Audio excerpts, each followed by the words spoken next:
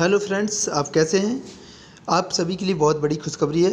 UP constable में radio operator की सीधी भर्ती निकली है, जिसके पद हैं 936, यानी कि ओवरऑल 936 पदों पर ये भर्ती होनी है रेडियो ऑपरेटर की।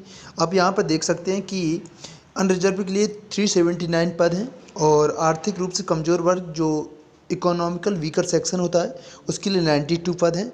अन्य पिछड़ा वर्ग के लिए 252 पद हैं और अनुसूचित जाति के लिए 195, अनुसूचित जनजाति के लिए 18 पद हैं। ये सारी चीज़ें यहाँ पर मेंशन की गई। ओवरऑल 936 पद हैं। अब और भी यहाँ पर चीज़ें हैं जो आपको जानना ज़रूरी है कि इसका फॉर्म कब से भरेगा और इसकी लास्ट डेट क्या रहेगी। देखिए, यहाँ पर मेंशन किया गया है कि इसकी जो पंजीकरण आरंभ होने की तिथि है 20 तारीख, यानी 20 जनवरी से आपका ये फॉर्म भरना स्टार्ट हो जाएगा और इसकी जो लास्ट डेट होगी 28 फरवरी होगी। यहाँ पर ये मेंशन किया गया है, आप इसे देख सकते हैं। बहुत ही ध्यान रखना, 20 जनवरी से स्टार्ट होगा फॉर्म फिलअप होना और 28 तारीख की इसकी लास्ट डेट होगी। ये आपको याद रखना है। इसके लिए क्या योग्यताएं होनी चाहिए आपको रेडियो ऑपरेटर के लिए, वो यहाँ पर शैक्षिक अर्हता यानी कि दिया गया है कि यहाँ पर आपको टेलीकम्युनिकेशन या कंप्यूटर साइंस या इंफॉर्मेशन टेक्नोलॉजी में आपको 3 वर्ष का डिप्लोमा होना अनिवार्य है। ये यहाँ पर मेंशन किया गया है, आप यहाँ पर पढ़ सकते हैं। पूरा यहाँ पर मेंशन किया गया है। ओके फ्रेंड्स, और भी चीज़ें हैं कि यहाँ पर और भी क्या चीज़ें हैं आपको ये ध्यान रखना है कि इसमें जो सिलेबस है यानी कि हिंदी में 100 अंक होंगे, यानी कि ओवरऑल 400 अंक का होगा। कितने अंकों का होगा? 400 अंकों का होगा। और इसका जो टाइम है आपको 2.5 घंटे दिए जाएंगे। इसमें 400 अंक में 50% लाना अनिवार्य है।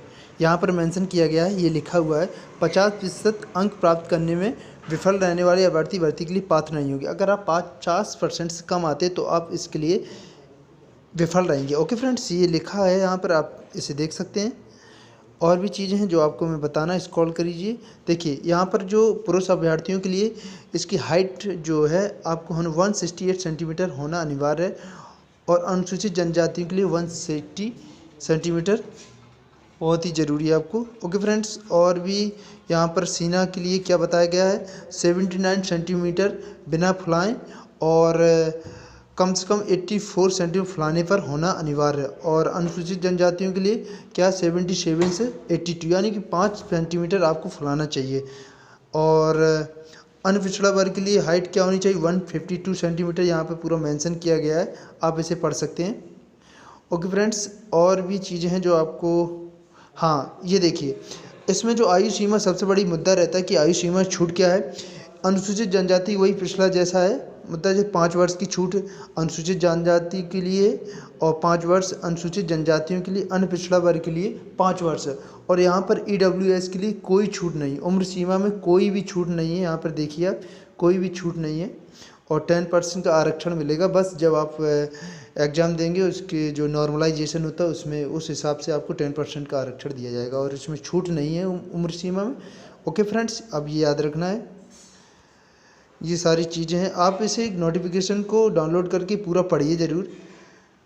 ये सारी चीज़ें हैं मेंशन की गई यहाँ पर।